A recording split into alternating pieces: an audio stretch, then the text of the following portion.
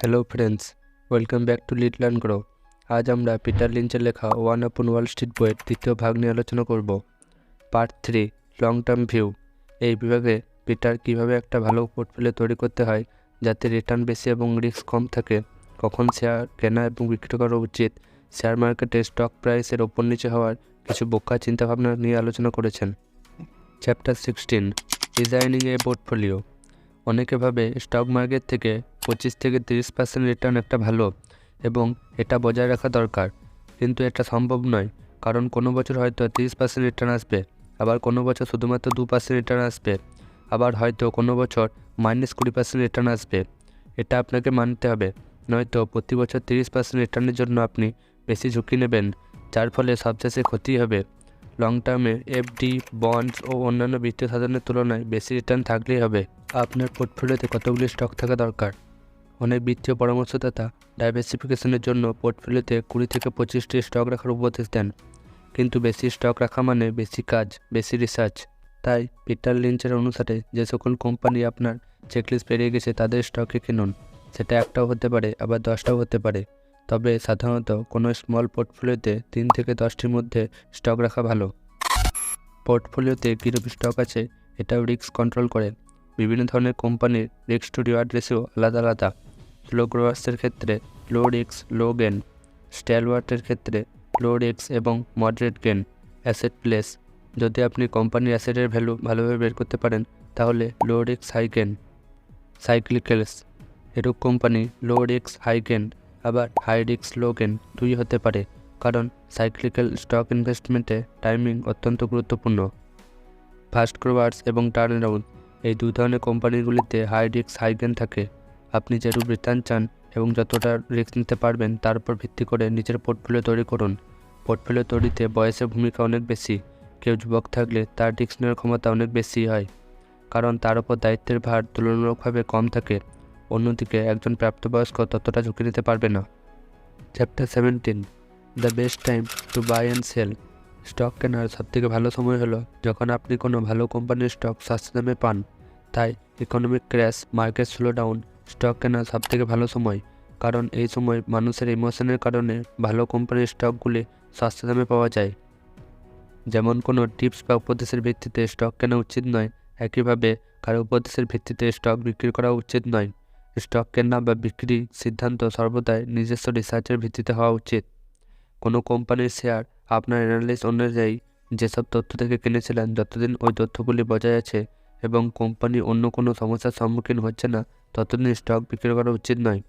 Peter লিঞ্চের অনুযায়ী যখন market down থাকে তখন যদি আপনি কেনার পরিবর্তে বিক্রি করেন তাহলে লং টার্মে আপনি কখনোই মার্কেট থেকে টাকা তৈরি করতে পারবেন না। Chapter 18, the 12 silliest things people say about stock price. এই অধ্যায়ে পিটার স্টক প্রাইসের সম্বন্ধে আমাদের কিছু বোকা চিন্তাভাবনার কথা বলেছেন। কোনো স্টকের প্রাইস ক্র্যাশ করার পর অনেকে ভাবে এটা হয়তো আর নিচে যাবে না, কিন্তু এটা ভুল ধারণা। একইভাবে কোনো stock price all time high থাকার কারণে অনেকে তা বিক্রি করে দেয় এই ভেবে যে এটা হয়তো আর বেশি উপরে যাবে না। কোম্পানির ফাইন্যান্সিয়াল কন্ডিশন ঠিক থাকলে, আর্নিং বাড়লে স্টক প্রাইস বাড়ার সীমা থাকে না। অন্যদিকে ফাইন্যান্সিয়াল কন্ডিশন খারাপ হলে স্টক প্রাইস শূন্যও হতে পারে।